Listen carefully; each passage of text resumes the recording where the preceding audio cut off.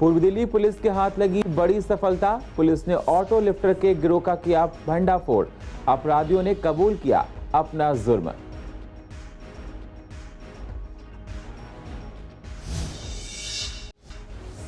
कड़कड़डूमा में वकील के साथ हुई झपटमारी। पिस्टल की नोक पर वकील से छीना फोन। पीड़ित वकील का कहना, पुलिस जांच में नहीं कर रही है सहयोग।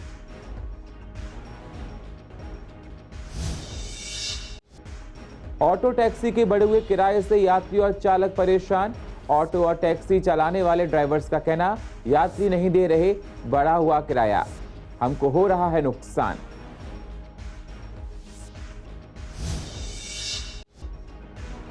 आनंद विहार रेलवे स्टेशन पर कोयले के चलते ट्रेनों की रफ्तार पर पड़ा असर। स्टेशन पर देरी से आ जा रही हैं ट्रेनें, यात्रियों को हो रही हैं परेशानियां।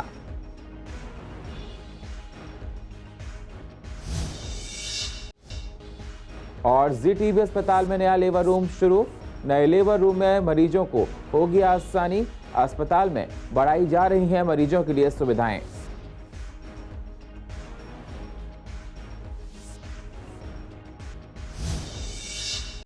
नमस्कार, स्वागत है आप सभी का सीसीएन में। मैं हूं आपके साथ सुनील चौहान। आप देख रहे हैं पूर्व दिल्ली खास। अब होते हैं रूबरू पूर्व दिल्ली की अहम खबरों के साथ। आने वाले गणतंत्र दिवस समारोह को ध्यान में रखते हुए सुरक्षा व्यवस्था को कड़ा करने के लिए टीम नॉर्थ ईस्ट जिला अपने क्षेत्र में चल रहे ऑपरेशन अंकुश के तहत कड़ी निगरानी कर रही है। इसी बीच 10 जनवरी को एक चोरी की कार में 3 सक्रिय ऑटो लिफ्टर होने की सूचना प्राप्त हुई थी, जिनको पकड़ने के लिए एक टीम गठित की गई और मुस्कान चौक के पास खट्टा के सामने जाल बिछाया गया। गुप्त मुखबिर की निशानदेही पर टूटी हुई नंबर प्लेट वाली हुंडई सेंट्रो कार के मालिकाना हक संबंधी कागजातों की जांच के लिए रोका गया, लेकिन कार में सवार 3 युवक उसे पेश नहीं कर सके और पुलिस को गुमराह करने का प्रयास किया। वहीं कार की तलाशी के दौरान हथौड़ा, स्क्रूड्राइवर, ड्रिल मशीन जैसे कई उपकरण बरामद हुए, जिसके बाद पुलिस ने आरोपियों को अपनी गिरफ्त में ले लिया। जांच के दौरान आरोपियों ने भी अपना अपराध कबूल कर लिया है। दिल्ली में लगातार क्राइम का ग्राफ बढ़ता जा रहा है। अब ये ताजा मामला शादरा जिला के फर्श बाजार इलाके में सामने देखने को मिला, जहां एक वकील से पिस्टल की नोक पर फोन छीन लिया गया। पीड़ित वकील ने बताया कि जब अपने चैम्बर से घर की ओर जा रहा था, तभी एक स्कूटी जिस पर 3 लोग सवार थे वकील के पास आए और उनको पिस्टल दिखाई और उनसे फोन छीन कर ले गए। ऐसे में पीड़ित वकील ने बताया कि जहां एक और वे चाहते हैं कि उनकी कंप्लेंट पर जल्द से जल्द कार्रवाई की जाए, तो वहीं पुलिस उनके साथ कोई कोऑपरेट नहीं कर रही है। सर, शाम के टाइम में चैम्बर से फ्री होके अपने घर पे जा रहा था। अच्छा। तो रास्ते में फ़ोन पे बात करता हुआ जा रहा था मैं, तो 3 लोग पीछे से स्कूटी पर आए। उन्होंने मेरे बराबर में स्कूटी रोक के मुझसे फ़ोन मांगा कि फ़ोन दो अपना। मैंने फ़ोन देने से इनकार कर दिया। तो उसके बाद उन्होंने मुझे अपना वो बंदूकनुमा कट्टा दिखाया और ज़बरदस्ती मुझसे फ़ोन ले लिया और लेके वहाँ से वो भाग गए। हाँ जी, मामला दर्ज हो गया है। FIR की कॉपी भी है मेरे पास में। पुलिस क्या कह रही है अभी? पुलिस अभी तक तो कोई जवाब नहीं दिया है। उन्होंने ये बोल रहे हैं कि हम छानबीन कर रहे हैं। कल CCTV भी चेक करवाए थे उन्होंने जी। तो अभी कोई ऐसी बात सामने नहीं आई है जिससे फ़ोन मिल सके मेरा। ये यहीं कड़कड़ी रोड पर पेट्रोल पंप के सामने हुआ था। पेट्रोल पंप के सामने? हाँ जी। पहचान पाएंगे अगर जैसे अगर? हाँ सर, मैं पहचान लूंगा उन्हें अगर वो मेरे सामने आएंगे तो। कौन सी स्कूटी पे थे, कौन सी बाइक? एक्टिवा स्कूटी पर थे वो। 3 लोग थे? हाँ जी, 3 लोग थे। हाँ जी, 3 लोग थे। कहाँ के लग रहे हैं, कुछ आइडिया? सर, ऐसा आइडिया तो नहीं है, पर हाँ आसपास के होंगे, लोकल के। पिछले काफी समय से ऑटो और टैक्सी चालक किराया बढ़ाने या CNG के दाम घटाने की मांग कर रहे थे। CNG के दाम में तो कोई कमी नहीं आई, लेकिन सरकार ने किराया जरूर बढ़ा दिया है। अब इसके बावजूद भी ऑटो चालकों की समस्या जस की तस बनी हुई है, क्योंकि अभी यात्री बढ़ा हुआ किराया देने को तैयार नहीं है। तो ऐसे में चालकों का कहना है कि किराया बढ़ाने से काफी नुकसान होगा। वहीं दूसरी ओर यात्रियों का कहना है कि ऑटो चालक बढ़ा हुआ किराया मांग तो रहे हैं, लेकिन हम अभी पुराने दामों से ही किराया दे रहे हैं, क्योंकि बढ़ा हुआ किराया बहुत ज्यादा है। कुछ ऑटो चालक का यह भी कहना है कि अगर सरकार CNG के दाम कम करे तो जनता और चालक दोनों को राहत मिलेगी।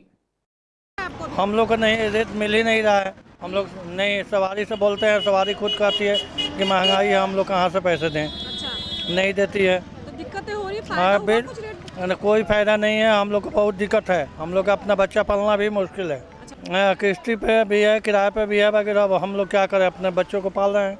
उसने बढ़ा है, बाकी तो किराया वो नहीं है, अभी पुराने वाला ही मीटर के पैसे 10 रुपये बढ़ा था, बाकी 10 रुपये मिला नहीं, हम लोग का अभी 25 का ही रेट मिल रहा है। सवारी ये कि अगर पैसे मीटर से चलने के लिए बोलो तो सवारी चलने के तैयार नहीं होती है। और उसके बाद में अगर जेन्युइन किराया, जैसे हम आते हैं पंजाबी बाग से, तो पंजाबी बाग से यहाँ तक के 350 रुपये बनता है। अगर सवारी से मांगो 350 रुपया तो 350 रुपये नहीं देगी, वो कहेगी तो 250 रुपये लगता है भैया। किराया अब भी मतलब पहले जो था, जो सवारी हंस के 300 अपने आप दे देती थी, आ जाती थी सवारी। जब से गैस का रेट बढ़ा है, जब पहले 150 रुपये में सीएनजी फुल हो जाती थी, अब 350 रुपये लगती है सीएनजी भराने में, ठीक है। और सवारी से अगर मांगो पैसे तो सवारी कहती है भैया सरकार से बोलो, हमें बोलने से क्या फ़ायदा। सवारी कहती है आप पहले हम 200 में गए थे, आपको 250 कैसे दे दें। अच्छा। हम नाइट में 200 में गए, दिन में 250 कैसे दें, दिन में तो 150 ही देंगे हम। सवारी ये बोलती है। मीटर से तो लेके जाते हैं सवारी, लेकिन सवारी मीटर अब हमारे को रिन्यू कराना पड़ेगा। अभी रिन्यू नहीं कराया, जब जाएंगे मीटर वाले के पास उससे रिन्यू कराएंगे, जब सवारी देगी हमारे को पैसे। अभी तो सवारियों को भी नहीं पता है इस बारे में कि किराया बढ़ गया है। हमें ही पता है, ऑटो वालों को पता है, टैक्सी वालों को पता है जो किराया बढ़ गया, और किसी को तो अभी कहाँ। फ़ायदा तो कितना मिलेगा, 1 रुपया बढ़ाया है सरकार ने, तो 1 रुपये में क्या है, कुछ नहीं होता। आजकल माचिस भी नहीं आती है। नुकसान है मैडम, फ़ायदा कुछ नहीं है। सवारी पहले बैठने को राजी ना है, किराए के नाम से और नहीं बैठेगी। अब ऑटो में लग रहा है मान लो 300, वहीं ओला ले रही है 300-350 रुपये, तो हीटर में, हाँ हीटर में ओला में जाएगी ना सवारी, ऑटो में क्यों बैठेगी। और फिर बढ़ के नुकसान है हमारा फ़ायदा उसमें है, आप सीएनजी कम कर दो, जो मीटर का रेट है उससे भी आप 2 रुपये हमारे घटा दो, लेकिन जो सीएनजी तुमने आसमान में पहुंचा रखी है उस चीज़ से नुकसान है सबसे ज़्यादा। नहीं पहले भी नहीं देती, अब किराया तुमने बढ़ा के और ऑटो काम ख़त्म करा, काम बढ़ा नहीं है इससे। सवारी वैसे भी शेयरिंग के हिसाब से बैठे कि 150 भैया हम देंगे, तो मैं एक सवारी और शेयर कर लो, उसमें नुकसान है हमारा। अरे मैं 2-3 साल से आ रहा हूँ, 300-350 बस। बड़ा तो हमसे भाई नहीं लिया अभी तक नहीं। अब आऊँगा तो लेंगे। हाँ मांगा था, 350 बोले तो, मगर मैंने 300 दिया उनको। जनता तो जाती तो है, आपको पता है, किराया बढ़े या आए, जाना तो उसको पड़ेगा, बढ़े या घटे, जाएगा तो भाई। डिमांड की थी 250 रुपये बोल रहे थे, लेकिन 250 रुपये मैंने मना कर दिया। फिर मैंने 150 बोला, उन्होंने कहा चलो। सर्दियों के बढ़ने के साथ साथ कई तरह की समस्याएं देखने को मिलती हैं। ऐसे में कोहरे की वजह से कई सेवाएं रद्द हो जाती हैं या फिर देरी से होती हैं। कोहरे की वजह से होने वाले हादसों को रोकने के लिए ट्रेनों को भी देरी से चलाया जा रहा है। ऐसे में जब हमने यात्रियों से बात की आनंद विहार रेलवे स्टेशन पर जाकर, तो उनका कहना है कि यूपी बिहार की तरफ जाने वाली कई ट्रेनें लेट चल रही हैं, जिससे आनंद विहार से ट्रेन लेने वाले लोगों को दिक्कत हो रही है। वहीं उनका कहना है कि कोहरा एक प्राकृतिक चीज है, ऐसे में अगर ट्रेन देरी से चलाई जा रही है या फिर वहां जाकर देर से पहुंच रही हैं, तो ऐसा इसलिए किया जा रहा है ताकि हादसे ना हो। हाँ लेट चल रही है। कितने घंटे की लेट चल रही है अभी ये? कब 2 घंटा, कब 3 घंटा, ऐसे लेट चल रही है। लेट देखे थे हम लोग का, जैसे कल परसों की जो ट्रेन गई थी वो लेट वहाँ देखा था तो लेट पहुँची थी। कोहरा बीच में, उधर कोहरा है थोड़ा सा, यहाँ से सही निकल रही है, वहाँ पे आप बीच में जाके कहीं वो हो जा रही है, लेट हो जा रही है। हाँ बच्चे भी साथ में होते हैं, तो अपना जो आदमी भोजन बना के ले जाता है वो अपना सुबह तक का चाहे रात भर का भोजन बना के ले जाता है, फिर सुबह में भोजन के लिए फिर दिक्कत होती है। हाँ काफ़ी ट्रेनें चल रही है, लेकिन अभी जब मैं आया तो अभी यहाँ अनाउंसमेंट हुआ कि वो ट्रेनें निर्धारित समय पे ही चलेगी आज। बीच में कई जगह धुंध ज़्यादा पड़ रहा है ना, कोहरे की वजह से गाड़ियाँ लेट चल रही है। उधर ज़्यादा है, यूपी बिहार में ज़्यादा है। मेरा घर ही उधर है, तो मुझे सिचुएशन यही मिलता है कि उधर ज़्यादा है। क्या चीज़ ज़्यादा है? धुंध भी ज़्यादा है और कोहरे भी ज़्यादा पड़ रहे हैं, जिसकी वजह से गाड़ी की रफ्तार जो है वो धीमी हो गई है। तो पैसेंजर को तो देखिए, पैसेंजर को तो जो परेशानी है वो तो है ही, इसमें कोई दो राय नहीं है, लेकिन अब इसमें गवर्नमेंट भी क्या कर सकती है। नहीं, ये तो ट्रेन यहीं से खुलती है, तो अभी तो कोई पता नहीं चल रहा है कि लेट है कि नहीं है। ट्रेन की टाइमिंग है 2:50 पे। हाँ कई बार देखने वाला यूपी में जब ट्रेन पहुंच गई, हाँ वहाँ कोहरे के कारण शायद लेट ट्रेन हो रही है, लेकिन अभी अब जाएंगे तो पता चल रहा है कि आज लेट हो रही है कि नहीं हो रही है। नहीं वापस आ रही नहीं है, इधर से जा रही है, तो शायद कोहरे के कारण कुछ लेट पहुँच रही है। पैसेंजर को परेशानी हो रही है, समय पे घर नहीं पहुँच पा रहे हैं, अगर कोई काम है तो टाइम पे नहीं हो पा रहा है। ट्रेन विभाग को अब कोहरे के कारण ट्रेन लेट हो रही है, तो उसमें क्या कर सकते हैं, उसमें तो हम लोग उसमें गवर्नमेंट को ही कुछ, अब ठंडी के कारण मौसम चेंज हो रहा है, कोहरे के कारण, तो उसमें तो हम लोग चेंज नहीं कर सकते हैं कोहरे को। सप्त क्रांति ट्रेन है, हमको चकिया जाना है, मुजफ्फरपुर को जो जाती है। ट्रेन अभी तो लेट चल रही है, कोहरा के कारण है ना, कुहासा ज़्यादा है इसलिए। दिक्कतें क्या क्या हो रही है यात्रियों को? दिक्कत तो मैंने जो टाइम से नहीं आ रही है, टाइम से नहीं चली हो तो थोड़ा प्रॉब्लम नहीं, कोहरे के कारण प्रकृति का थोड़ा नहीं है, अब तो ट्रेन का कोई ही नहीं है। जीटीबी अस्पताल में नए लेबर रूम की शुरुआत की गई है। रोगी कल्याण समिति के चेयरमैन और विधायक कुलदीप कुमार और अस्पताल के निर्देशक डॉक्टर सुभाष गिरी ने प्रसूति और स्त्री रोग विभागाध्यक्ष डॉक्टर अमिता सुनेजा के साथ उद्घाटन किया। अब नया रूम मिल जाने से मरीजों को भी आसानी होगी। अस्पताल के निदेशक डॉक्टर सुभाष गिरी ने बताया कि जीटीबी अस्पताल में सबसे व्यस्त प्रसूति विभाग है। यहाँ यमुना पार के साथ ही उत्तर प्रदेश के मरीज भी बड़ी संख्या में आते हैं। ऐसे में मरीजों की संख्या अधिक होने की वजह से लेबर रूम छोटा पड़ जाता है, तो मरीज और डॉक्टर्स की समस्या को देखते हुए नया लेबर रूम बनाया गया है, जिसमें 15 अतिरिक्त बेड के साथ ही 2 टेबल भी हैं। नया लेबर रूम बन जाने से पुराने वाले में मरीजों की भीड़ भी कम होगी। दिल्ली के राष्ट्रीय संयोजक अरविंद केजरीवाल की दिल्ली के सूचना एवं प्रचार निदेशालय ने सरकारी विज्ञापन की आड़ में राजनीतिक प्रचार पर करीब 164 करोड़ रुपए खर्च करने का रिकवरी नोटिस भेजा है। ये नोटिस सूचना और प्रचार निदेशालय सचिव ने भेजा है, जिसमें ये कहा गया है कि 10 दिन के भीतर उन्हें ये पैसा जमा करवाना होगा। इस पर बीजेपी नेता महेंद्र आहूजा का कहना है कि केजरीवाल ने जनता के पैसे का गलत इस्तेमाल किया है, उनको इसकी पाई पाई का हिसाब करना होगा। उनके पाप का घड़ा अब भर गया है।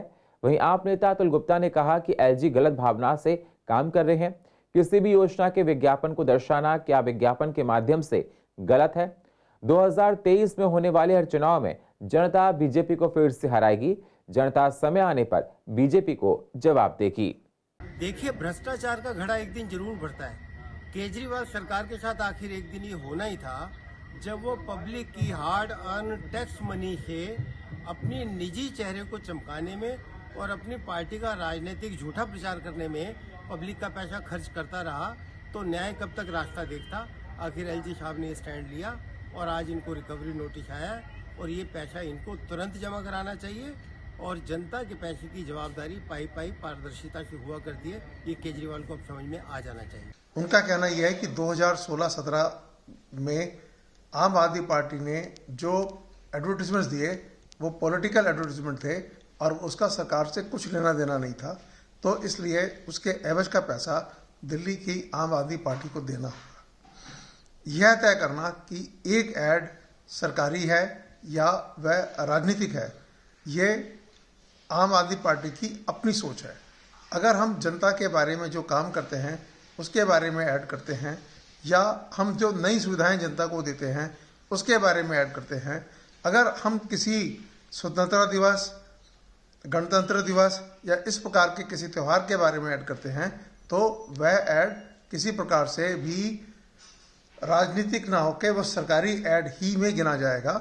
जो ये मुद्दा उन्होंने उठाया है कि 163 करोड़ रुपए की देनदारी का, इसके लिए हम कोर्ट जाएंगे और कोर्ट का जो भी डिसीजन होगा उसके हिसाब से हम इसका फैसला करेंगे। देखिए, किसी भी सरकार का मूल उद्देश्य ये होता है कि जनता के हितों के काम करना और प्रचार कम करना, काम ज़्यादा करना। लेकिन ये आम आदमी पार्टी की सरकार है, ये इन्होंने केवल और केवल प्रचार किया है और ये जनता के जो गाड़ी कमाई से पैसे से जो टैक्स इकट्ठा हुआ है उसको अपनी पार्टी के प्रचार में पैसा लगाना सरासर गलत है, जिसको कि अब इनसे वसूली की कार्रवाई कांग्रेस के नेता अजय माकन जी की शिकायत पर किया गया है। 163 करोड़ रुपए 10 दिन को जमा कराने का आदेश दिया गया है और अभी आगे भी उसकी शिकायत की और भी चल रही है, अभी और भी वसूली होनी है। कि जिस तरह से कांग्रेस ने तो केवल जब सरकार थी, जब शीला जी मुख्यमंत्री थी, 25 करोड़ रुपए सालाना बजट था और इन्होंने आते ही उस 25 करोड़ का लगभग 500 करोड़ रुपए कर दिया, जो दर्शाता है कि ये पैसा अगर जनहित में खर्च होता तो और बेहतर होता। प्रगतिशील क्षेत्रीय स्वर्णकार सभा गांधीनगर दिल्ली की ओर से मेहंदीपुर बालाजी में स्वास्थ्य जांच शिविर का आयोजन किया गया। समाज सेवी स्वर्गीय श्रीमती अनारी देवी एवं शेर सिंह जी की पुण्यतिथि पर यह शिविर लगाया गया। शिविर का उद्घाटन महंत श्री रामकिशोर दास जी महाराज एवं प्रसिद्ध समाजसेवी सत्यभूषण जैन ने दीप प्रज्वलित करके किया। पूर्व दिल्ली के पूर्व महापौर श्याम सुंदर अग्रवाल शिविर में विशेष अतिथि के रूप में शामिल हुए और सभा के अध्यक्ष राजेश वर्मा ने सभी को पटका पगड़ी पहनाकर एवं प्रतीक चिन्ह के रूप में भगवान श्री राम की प्रतिमा देकर सम्मानित किया। शिविर में 622 लोगों की आंखों की जांच कर सभी को चश्मे आई ड्रॉप दी गई। 188 लोगों के कानों की जांच कर जिनकी सुनने की शक्ति कमजोर थी, ऐसे 29 लोगों को निःशुल्क कानों की मशीन दी गई। 25 लोगों को मोतियाबिंद के ऑपरेशन के लिए चुना गया। बालाजी आए हुए हैं। यहाँ पर श्रीमती राधा देवी एवं शेख सिंह की पुण्यतिथि पर स्वास्थ्य जांच शिविर का आयोजन किया गया, जिसके अंदर आंखों की जांच, कानों की जांच की जा रही है। 300 से ज़्यादा लोग अपनी जांच करवा चुके हैं। जिनकी आंखों की जांच होगी उनको मुफ्त चश्मा दिया जाएगा। जिनकी कानों की जांच होगी, यदि आवश्यकता होगी तो उनको कान की मशीन दी जाएगी। इसके अलावा जिनको मोतियाबिंद है, जिनको ऑपरेशन की आवश्यकता है, ऐसे लोगों को छांटा जाएगा। अभी तक 15 लोगों को छांटा जा चुका है। जितने भी लोग ऑपरेशन के लायक होंगे उनको यहाँ से बस में बैठाकर दिल्ली लेके जाया जाएगा। उनके खाने पीने की व्यवस्था, उनके ठहरने की व्यवस्था, उनका मुफ्त ऑपरेशन की व्यवस्था करने के बाद उनको वापस यही मेहंदीपुर बालाजी में बस के द्वारा छोड़ दिया जाएगा। इतनी बड़ी व्यवस्था इस संस्था ने की है। शादरा जिले के कृष्णनगर थाने के अंदर एक मीटिंग हुई, जिसमें RWA, MWA जैसी तमाम एसोसिएशन वालों को बुलाया गया। ये मीटिंग 26 जनवरी को लेकर रखी गई, जिसमें लोगों को बताया गया कि सर्वेंट वेरिफिकेशन, ट्रेनेंट वेरिफिकेशन और गार्ड की वेरिफिकेशन करवाना कितना ज़रूरी है। साथ ही अगर मार्केट एरिया में किसी व्यक्ति या वस्तु पर आपको संदेह होता है तो इलाके के बीट ऑफिसर या फिर स्थानीय पुलिस स्टेशन में जाकर आप सूचना दें। इसी संबंध में ACP चंद्रकांता ने बताया कि अगर आपको कोई भी परेशानी आती है तो कभी भी इलाके के SHO या फिर ACP से मिल सकते हैं। देखिए, ये जो 26 जनवरी आ रही है, उसमें सुरक्षा के मद्देनज़र हमने RWA, MWA की मीटिंग कॉल की है, जिसमें RWA को बताया गया है कि आप अपने एरिया में जितने भी सर्वेंट, टेनेंट्स, गार्ड्स हैं, उनका वेरिफिकेशन कराएं। कोई भी संदिग्ध व्यक्ति अगर आपको एरिया में घूमता नज़र आता है तो उसको तुरंत अपने बीट वाले को नियरेस्ट पुलिस पोस्ट या पुलिस स्टेशन या जो भी ग्रुप बना हुआ है उसमें इन्फॉर्म करें। और जो हमारी मार्केट एरिया हैं, गांधीनगर मार्केट है, कृष्णा नगर है और गीता कॉलोनी में हमारी टेलीकम्युनिकेशन की बहुत अच्छी मार्केट है, तो वहाँ पे इन सबको बताया गया है कि एक तो एनक्रोचमेंट नहीं रखेंगे। कोई भी संदिग्ध व्यक्ति, वस्तु दिखाई देता है या कोई अनअटेंडेड व्हीकल आपको दिखाई देता है तो उसकी तुरंत सूचना देंगे और आपस में एक सामंजस्य बनवा के रखेंगे सारे मार्केट के लोग, रेजिडेंट के लोग, ताकि अगर इस तरह की गतिविधियां नोटिस में आती हैं तो वो तुरंत हमें बताएं। तो ये मीटिंग हम हमेशा लेते रहते हैं। इससे क्या होता है, पब्लिक एक्टिवेट होती है और अपने साथ दूसरे लोगों को भी जोड़ के रखती है, जिससे हमारा ये सुरक्षा का जो मैसेज है वो सब तक पहुंच जाता है। ये 26 जनवरी आने वाली है, उसके लिए जो आतंकवादी गतिविधियां हर साल इसके लिए अलर्ट रहता है, इसके बारे में हम लोग हमेशा जागरूक रहते हैं। मैंने पिछली बार भी मीटिंग अटेंड की थी और बहुत अच्छे माहौल में बहुत सही तरीके से समझाती हैं मैडम हमेशा, और मुझे बहुत अच्छा लगा। और मैंने इनसे यही कहा कि जिस तरीके से आप ये मीटिंग लेते हैं और हम लोगों को समझाते हैं, आप सब लोगों को इस तरीके से अगर समझाते रहेंगे तो जो भी पीछे हादसा भी हुआ है, जो हमारे एक ASI जी शहीद किया गया, उनको मारा गया जिनके साथ, और लोगों ने वहाँ पर तमाशा देखा और वीडियो बनाई, वो बहुत ही दिल को चोट पहुँचाने वाला था। अगर हम सब लोग मिल के साथ में ऐसी चीज़ों के खिलाफ एक्शन लेंगे, पब्लिक अगर इकट्ठी हो जाएगी तो ऐसे हादसे नहीं हो। देखिए, हमने यहाँ 4 गार्ड अपॉइंट कर रखे हैं। गार्ड्स के साथ रात को गार्ड्स ड्यूटी भी देते हैं और ट्रैफिक को डाइवर्ट करने के लिए भी हमने गार्ड अपॉइंट कर रखा है। उसके बावजूद ट्रैफिक के जो नियम उन्हें फॉलो करने की कोशिश की जाती है। ट्रैफिक पुलिस अधिकारी आते हैं, क्रेन से गाड़ी को लेके जाते हैं, रास्ता भी साफ कराया जाता है। तो ये चीज़ें तो आपको पता है जीवन का एक अंग है।